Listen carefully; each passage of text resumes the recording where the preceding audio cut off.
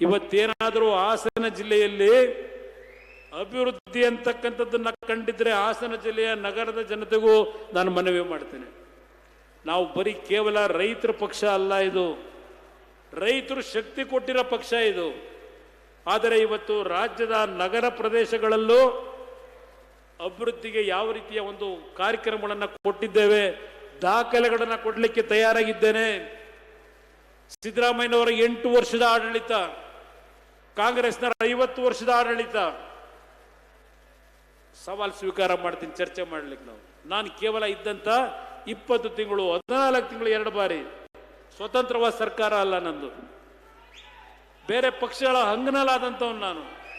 ಅಂತ ಸಂದರ್ಭದಲ್ಲೂ ಯಾವ ರೀತಿಯಲ್ಲಿ ಸರ್ಕಾರ ನಡೆಸಿಕೊಟ್ಟಿದ್ದೇನೆ.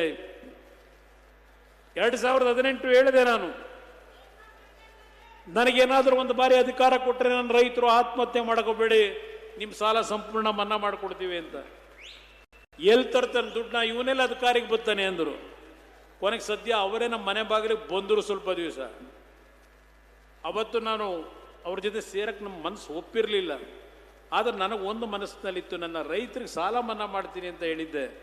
ಏನಾದರೂ ಮಾಡಿ ಅದನ್ನು ಮಾಡ್ಲಿಕ್ಕೆ ಸಾಧ್ಯ ಆದರೆ ಮಾಡಬೇಕು ಅಂತ ಹೇಳಿ ಆ 14 ತಿಂಗಳ ಆಡಳಿತದಲ್ಲಿ 25,000 ಕೋಟಿ ಹೊಂದಿಸಿ, ಬಹುಶಃ ಹಾಸನ ಜಿಲ್ಲೆಯಲ್ಲಿ ಇದ್ದಾರೆ ನಮ್ಮ ಶಾಸಕರು, ಅಡ ಹಿಂದಿನ ಸರ್ಕಾರದಲ್ಲಿ ಏನೋ ರಾಹುಲ್ ಗಾಂಧಿ ಹೇಳ್ದ ಅಂತ 50,000 ಸಾಲ ಮನ್ನಾ ಅಂತ ಹೇಳವ್ರೆ, ನೀನು ಏನಾದರೂ ಮಾಡಿ ಸಹಕಾರಿ ಕ್ಷೇತ್ರದ್ದು ಇನ್ನೊಂದು ರೌಂಡ್ ಸಾಲ ಮನ್ನಾ ಮಾಡು ಅಂದರು. ಮೊದಲು ಇವರೆಲ್ಲ ಹೇಳಿದ್ರು, ರೇವಣ್ಣ ಅವರು ಬಾಲು ಇಲ್ಲ, 25,000 ಕೊಟ್ಬಿಡು ಸಾಕು ನನ್ನ ರೈತರಿಗೆ ಅಂದರು. ನಾನು 25 ಕೊನೆಗೆ ಒಪ್ಕೊಂಡ್ರೆ, ಇಲ್ಲ ಇಲ್ಲ ಒಂದು 50,000ನಾದರೂ ಮಾಡು. ಕೊನೆಗೆ ನಾನು ಇವ್ರಿಗೆ ಯಾರಿಗೂ ಹೇಳಲಿಲ್ಲ. ಬಜೆಟ್ ಪುಸ್ತಕ ಓದಬೇಕಾದರೆ ಸಹಕಾರಿ ಕ್ಷೇತ್ರದ ರೈತರಿಗೂ ಪುನಃ ಈ ನಾಡಿನಲ್ಲಿ 1 ಲಕ್ಷ ರೂಪಾಯಿನ ಸಾಲ ಮನ್ನಾ ಮಾಡ್ತಕ್ಕಂಥ ತೀರ್ಮಾನ ಮಾಡಿದೆ.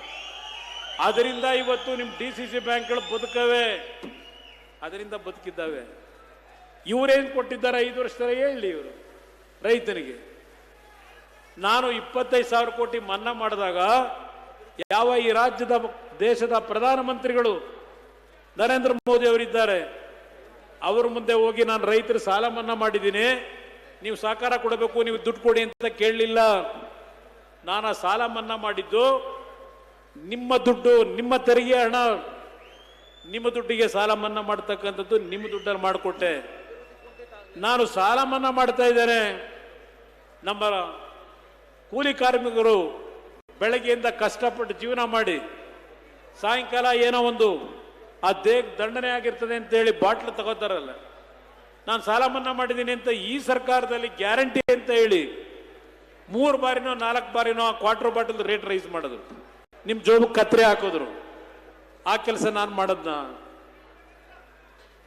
ದಯವಿಟ್ಟು ಇದೆಲ್ಲವನ್ನ ಯೋಚನೆ ಮಾಡಿ ಇವತ್ತು ಒಂದು ತೀರ್ಮಾನ ಮಾಡಿ, ಈ ಜಿಲ್ಲೆಯ ಜನತೆ ಮುಂದಿನ ಸಲ ಚುನಾವಣೆ ಯಾವಾಗಲೇ ಆಗಲಿ, ಇವತ್ತು BJP JDSನ ಮೈತ್ರಿ ನಾವೇನು ಉತ್ತಮ ಅಂತ ರೀತಿಯಲ್ಲಿ ಹೋಗ್ತಾ ಇದ್ದೇವೆ.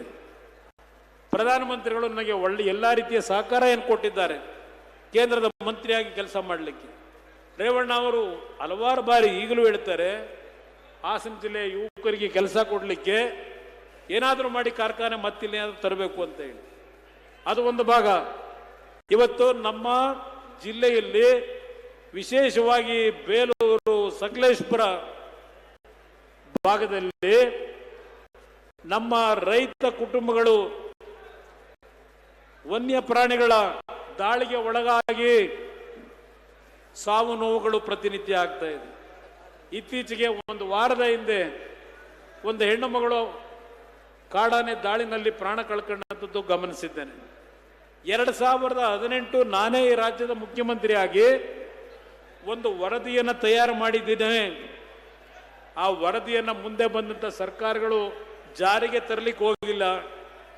ಇತ್ತೀಚೆಗೆ ಕೆಲವು ಅಧಿಕಾರಿಗಳ ಜೊತೆ ನಾನು ಈ ಒಂದು ವಿಷಯದಲ್ಲಿ ಚರ್ಚೆ ಮಾಡಿದಾಗ ಆ ವರದಿಯನ್ನು ಕಳಿಸ್ಕೊಟ್ಟಿದ್ದಾರೆ. ಸನ್ಮಾನ್ಯ ದೇವೇಗೌಡರ ಒಂದು ಶಕ್ತಿ ಏನಿದೆ ಅವ್ರನ್ನೂ ಉಪಯೋಗ ಮಾಡಿ ಕೇಂದ್ರದ ಅರಣ್ಯ ಮಂತ್ರಿಗಳ ಜೊತೆ ಚರ್ಚೆ ಮಾಡಿ ಒಂದು ಹೆಚ್ಚುವರಿ ಹಣವನ್ನು ಬಿಡುಗಡೆ ಮಾಡಿಸಿ ಶಾಶ್ವತವಾದ ರೀತಿಯಲ್ಲಿ ಇವತ್ತು ಆನೆ ಇರಲಿ, ಚಿರತೆ ಇರಲಿ, ಹುಲಿಗಳಿರಲಿ, ಅದರಿಂದ ಜೀವ ಕಳ್ಕೊತಾ ಇರ್ತಕ್ಕಂಥ ನನ್ನ ಅಣ್ಣ ತಮ್ಮಂದಿರ ತಂದೆ ತಾಯಂದಿರಿಗೆ ಇವತ್ತು ಒಂದು ರಕ್ಷಣೆ ಕೊಡ್ತಕ್ಕಂಥ ಕೆಲಸವನ್ನ ನಾನು ದೆಹಲಿಗೆ ಹೋದ ನಂತರ ಈ ಬಗ್ಗೆ ಚರ್ಚೆಯನ್ನು ಮಾಡ್ತೀನಿ. ನಮ್ಮ ಕೆಲವು ಮುಖಂಡರುಗಳನ್ನು ನಾನು ಆ ಒಂದು ಸಂದರ್ಭದಲ್ಲಿ ಬರಲಿಕ್ಕೆ ಹೇಳಿದ ತಾವು ಬನ್ನಿ ಅಂತಕ್ಕಂಥ ಒಂದು ಮಾತನ್ನು ಈ ಸಂದರ್ಭದಲ್ಲಿ ನಮ್ಮ ಬೇಲೂರು ಸಕಲೇಶ್ಪುರದ ಜನತೆಗೆ ನಾನು ಹೇಳ್ತಕ್ಕಂಥದ್ರ ಮುಖಾಂತರ ಇವತ್ತು ಈ ಸಭೆಯನ್ನು ನೀನು ಯಶಸ್ಸುಗೊಳಿಸಿದ್ದೀರಿ. ಒಂದು ನನ್ನ ಮನವಿ, ಮುಂದೆ ಚುನಾವಣೆ ಯಾವತ್ತೇ ಆಗಲಿ ನಿಮ್ಮಲ್ಲಿ ಕೈ ಜೋಡಿಸಿ ಮನವಿ ಮಾಡ್ತಕ್ಕಂಥದ್ದು, ಇಂಥ ಒಂದು ದರಿದ್ರ ಸರ್ಕಾರವನ್ನು ಕಿತ್ತೊಗೆಯತಕ್ಕಂಥ ಪಣವನ್ನು ನನ್ನ ಜಿಲ್ಲೆಯಿಂದಲೇ ಪ್ರಾರಂಭ ಆಗಬೇಕು. ಇದನ್ನ ನಿಮ್ಮಲ್ಲಿ ಮನವಿ ಮಾಡ್ತೇನೆ. ಇದನ್ನ ನಿಮ್ಮಲ್ಲಿ ವಿಶೇಷವಾಗಿ ಮನವಿ ಮಾಡ್ತೇನೆ. ಇವತ್ತಿನ ಈ ಒಂದು ಕಾರ್ಯಕ್ರಮ ಏನಿದೆ, ಬೆಳ್ಳಿ ಹಬ್ಬದ ಕಾರ್ಯಕ್ರಮ, ಇದು ಪ್ರಾರಂಭ. ಇವತ್ತು ಹಾಸನ ಜಿಲ್ಲೆಯ ನನ್ನ ಕಾರ್ಯಕರ್ತ ಬಂಧುಗಳು, ತಂದೆ ತಾಯಂದಿರು ನಮಗೂ ದುಡಿಮೆಯನ್ನು ಮಾಡ್ತಕ್ಕಂಥ ಉತ್ಸಾಹವನ್ನು ಕೊಟ್ಟಿದ್ದೀರಿ.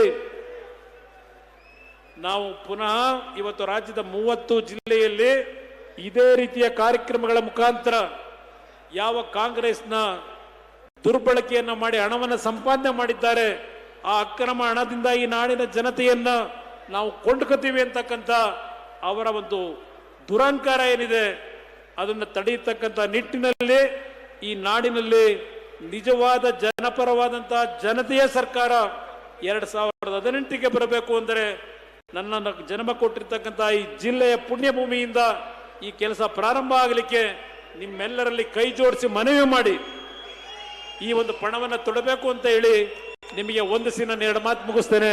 ಜೈ ಹಿಂದ್, ಜೈ ಕರ್ನಾಟಕ. ಮತ್ತೆ ನೀವು ಸಣ್ಣ ಆಗ್ಬೇಕಲ್ವಾ, ಅದು ಒಂದು ಉತ್ತಮ ಆಹಾರದಿಂದ ಸಣ್ಣ ಆಗ್ಬೇಕಲ್ವಾ. ಪ್ರತಿದಿನ ನಮ್ಮ ಜೀನಿ ಸ್ಲಿಮ್ ನ ಯೂಸ್ ಮಾಡಿ ಯಾವುದೇ ಸೈಡ್ ಎಫೆಕ್ಟ್ ಇಲ್ದಂಗೆ ನೀವು ಸಣ್ಣ ಆಗ್ತೀರಾ.